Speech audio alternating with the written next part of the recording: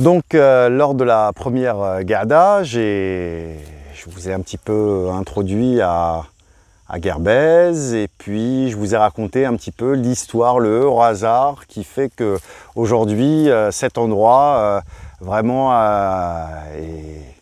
est un des endroits auxquels je suis le plus attaché. J'ai fait plusieurs fois le tour du territoire algérien, j'ai voyagé un petit peu. Pas tant que ça à travers le monde, surtout à travers notre pays. Et j'avoue que voilà, Guerbèze reste vraiment l'endroit où je me sens le mieux et avec lequel j'ai développé, cultivé vraiment une relation, une intimité très très forte. Voilà. Et pour cette deuxième Garda, en fait, je ne vais pas continuer à étaler tous mes souvenirs parce qu'il y en a beaucoup, peut-être qu'un jour j'écrirai à ce propos, mais j'aimerais vous parler d'une conversation en fait, d'une dernière conversation que j'ai eue avec le Hadi Chaoui. Donc je vous ai dit, c'est le mari de Noura, un homme qui a joué vraiment, qui a eu une influence très très importante sur moi en fait, hein, sur l'Algérien que je suis, qui m'a transmis beaucoup de valeurs. Qui m'a appris souvent en l'observant, hein, en l'écoutant. Parfois c'était assez difficile parce que c'est un homme, comme beaucoup d'hommes de sa génération et de sa région, qui parle peu et bien et surtout qui parle avec des ma'na, donc de façon imagée. Je vous ai dit en fait, d'ailleurs cette culture des ma'na, elle m'a beaucoup aidé en fait, même si je ne comprenais pas toujours, même encore aujourd'hui, j'ai des fois, j'ai des flashs comme ça et je comprends en fait, je comprends des choses qu'il m'a dit à cette époque ou que d'autres d'autres ruraux ont pu me dire de cette façon. Mais c'est une culture en tout cas moi qui m'a permis de développer une approche. J'ai fait des études de lettres, hein, donc voilà. Et cette culture des correspondances, un peu qui est propre, je pense, beaucoup aux bergers, aux gens en relation avec la nature, parce que le berger, c'est quelqu'un qui va devoir observer ce qui se passe ici devant lui et anticiper là où va se retrouver son troupeau, donc des centaines de mètres plus loin, voire même peut-être même des fois des kilomètres. Et c'est un monde où on ne doit pas trop se tromper et c'est un monde où on a foi en la sagesse en fait collective et où les géants en fait justement sont des gens d'expérience. Voilà, c'est l'expérience de la vie et c'est une expérience qui se partage. Et en parlant d'expérience, donc là, j'aimerais, je vous répète, partager avec vous, en fait, vous raconter une discussion que j'ai eue avec la dernière discussion que j'ai eue avec cet homme, hein, qui à partir dont j'étais très très proche étant enfant, mais à partir du moment où j'ai commencé à grandir, il a pris ses distances. Apparemment, c'était un homme qui aimait bien faire ses affaires dans la nature. À l'époque, les gens comme lui n'allaient pas à la banque, ils ne mettaient pas leur argent à la banque.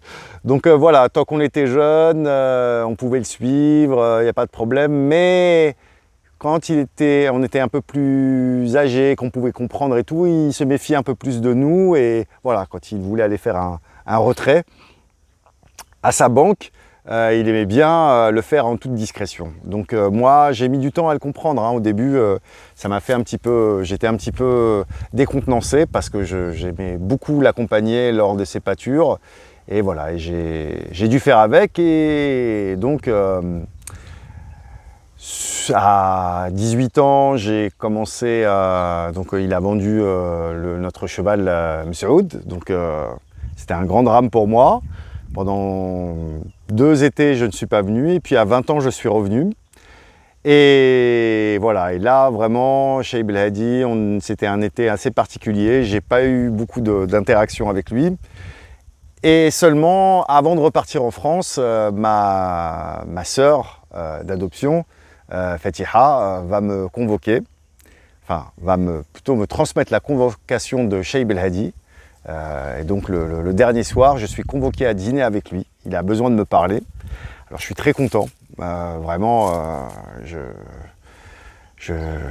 suis très content de pouvoir passer ce moment avec lui et donc j'attends avec impatience le soir. Le chat est posé, donc on est, lui et moi, dans un coin du Doha, vraiment un peu à part. Et puis on palabre, comme d'habitude. Ça commence toujours par des palabres et puis à un moment, il rentre dans le vif de son sujet. Et il me dit ça à peu près, il me dit voilà, tu sais Karim, je sais que souvent, parce que tu viens de France, on te demande de ramener ceci et cela. C'est vrai qu'à l'époque, en tout cas, il n'y avait pas tout ce qui est accessible aujourd'hui en Algérie et souvent, pour avoir certaines choses, on faisait appel à son cousin ou sa cousine ou son frère ou sa sœur qui venait de l'étranger. Et donc, c'est vrai que souvent, on entendait, on devait faire avec ses sollicitations et voilà, et lui il me disait, tu sais, je t'ai jamais rien demandé, parce que j'ai jamais eu besoin, somme toute, d'autre chose que ce que je pouvais obtenir par moi-même. J'ai de la terre, j'ai du bétail, j'ai réussi à faire, ma foi, fortune. Et j'ai surtout toujours veillé à vivre simplement, en fait, parce que pour moi, la liberté et l'autonomie sont vraiment les choses les plus importantes. Et pour cela, j'ai toujours veillé à être responsable et à arriver à obtenir par mes propres moyens tout ce dont j'avais besoin. Mais par contre, cette fois-ci, je vais avoir besoin de toi. Et pour la simple et bonne raison que, et là il va sortir une montre gossée, je ne sais pas si vous voyez ce que c'est, mais c'est ces montres anciennes, très très belles, qui étaient donc rondes comme ça, qui s'ouvraient et qu'on mettait dans sa poche. Et il me dit voilà, ma montre est cassée et j'ai besoin d'une nouvelle montre. Et tu es la seule personne en qui j'ai confiance pour me ramener la montre dont j'ai besoin. Parce que, et ça c'est très important ce que je vais te dire, ne me ramène surtout pas une montre comme celle que tu as au poignet. Une montre en plastique, une de ces montres en plastique, voilà, je veux surtout pas et je t'expliquerai pourquoi. Et il me dit, moi ce qui est important pour moi déjà c'est que tu me ramènes une montre comme celle-ci et que je puisse remonter par moi-même. Je veux pas de montre à pile. Parce que tu sais mon fils, mon temps c'est quelque chose de très précieux et j'ai besoin de me sentir responsable de mon temps. Et puis aussi, voilà, moi je veux pas, comme vous, porter mon temps avec un bracelet, l'exhiber comme s'il n'avait pas de valeur. Moi, mon temps, il est précieux et donc nartelo horma, je le cache dans ma poche. Voilà, et j'aime aussi que ce soit un bel objet comme cette montre. Donc, si tu peux me ramener une montre comme celle-ci, et si vraiment j'insiste sur le fait que je ne veux pas une montre en plastique électronique, même si tu penses me faire plaisir, ne le fais surtout pas. Parce que tu sais bien que je ne suis jamais allé en France. Je connais un peu le français, je l'ai fréquenté sur les champs de bataille surtout, et enfin dans le maquis, plus que sur les champs de bataille. Et je t'avoue que tu sais bien que moi j'aime faire des correspondances entre les choses, observer, et qu'en observant cette montre, je me dis que le monde dans lequel tu vis, la responsabilité ne doit pas être très très prononcée en fait, parce que c'est un monde où les gens ne prennent pas la peine de remonter leur montre et exhibent leur temps de cette façon. Je pense que c'est un monde sûrement où la responsabilité doit laisser à désirer. Et moi, tu sais, je n'ai pas grand-chose à t'apprendre, somme toute, que ce que je connais. Et ce que je connais le mieux, c'est le bétail, la viande. Ben, je vais te donner un conseil, parce que je pense que tu devrais faire attention à la viande que tu manges dans le pays où tu habites. Parce que, voilà, le conseil que je pourrais te donner déjà, somme toute, c'est de penser à manger de la chèvre. Parce que la chèvre, en fait, c'est une viande qui a été oubliée, mais elle est bien meilleure que la viande de mouton et même que celle de la vache, pour la simple et bonne raison que la chèvre a un régime alimentaire très très varié. Et vraiment, tu dois comprendre que pour qu'une viande ou un aliment soit bon pour ta santé, tu dois savoir, tout cela va dépendre de ce qu'elle a mangé.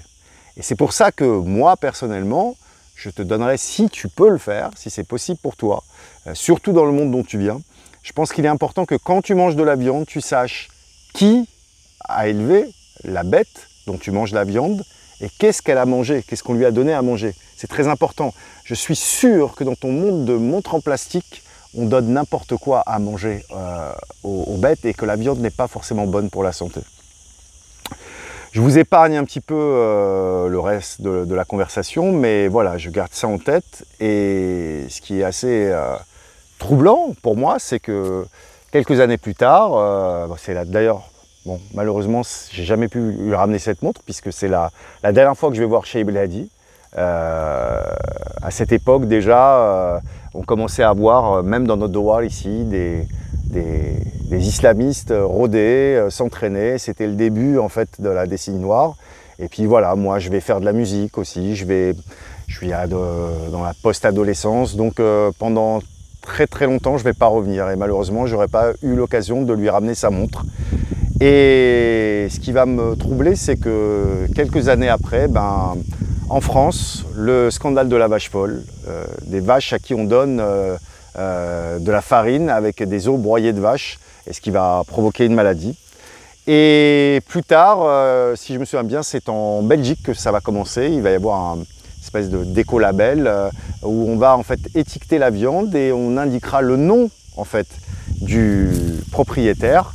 Et aussi, qu'est-ce qu'elle a mangé en fait, quel type de nourriture elle aura mangé. C'est là aussi où le bio va commencer, la culture du bio va commencer à émerger, voilà, à cause de nombreux scandales qu'il va y avoir, en fait, sanitaires, qu'il va y avoir en France et en Europe. Et c'est là vraiment que j'ai compris à quel point la sagesse de cet homme était profonde et à quel point en fait les choses étaient simples et qu'il fallait surtout être observateur.